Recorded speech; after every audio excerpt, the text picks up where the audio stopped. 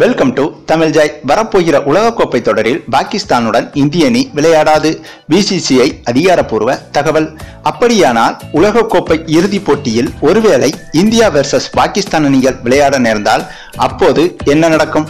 வாங்க அது என்ன தகவல்கள்னு விரிவாக பார்ப்போம். ஆனா அதுக்கு முன்னாடி நீங்க இன்னும் நம்ம சேனலை சப்ஸ்கிரைப் பண்ணலனா மறக்காம சப்ஸ்கிரைப் பண்ணிக்கங்க. கூடவே அந்த பெல் பட்டனை அழுத்த மறந்துடாதீங்க. அதாவது வரப்போகிற உலகக்கோப்பை தொடரில் பாகிஸ்தான் அணியுடன் இந்திய அணி விளையாடக்கூடாது என்று இந்தியா முழுவதும் எதிர்ப்பலைகள் எழுந்தது. அவ்வளவு ஏன், நம்ம தல தோனி கூட அதைத்தான் ஆதரித்தார். அதற்கு காரணம் சமீபத்தில் நடந்த புல்வாமா தாக்குதல் தான். இந்நிலையில் இந்தியர்களின் கோரிக்கையை ஏற்று பிசிசிஐயின் தலைமை கூறியதாவது, உலகக்கோப்பையில் இந்தியா வெர்சஸ் பாகிஸ்தான் விளையாட வேண்டும் என்ற கருத்தை நாங்கள் வாபஸ் வாங்கிக் கொள்கிறோம்.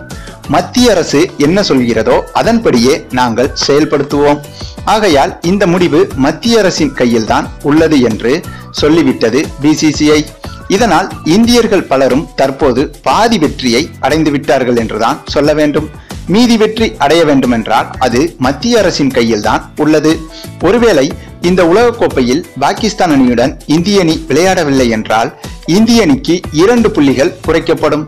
இதன் காரணமாக உலகக்கோப்பை பாயிண்ட்ஸ் டேபிளில் பின்தங்கிய நிலை ஏற்படும்.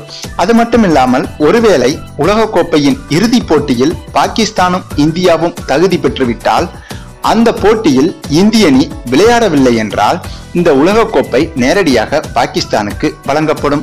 அதாவது போட்டியின்றி அண்ணன் போஸ்டாக உலகக்கோப்பையை கைப்பற்றிவிடும் பாகிஸ்தான் அணி.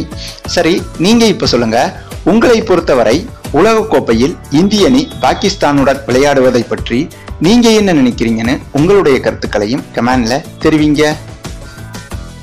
இந்த வீடியோ உங்களுக்கு பிடித்திருந்தால் லைக் பண்ணுங்க, உங்க ஃப்ரெண்ட்ஸ்களுக்கு ஷேர் பண்ணுங்க. தேங்க்ஸ் ஃபார் வாட்சிங்.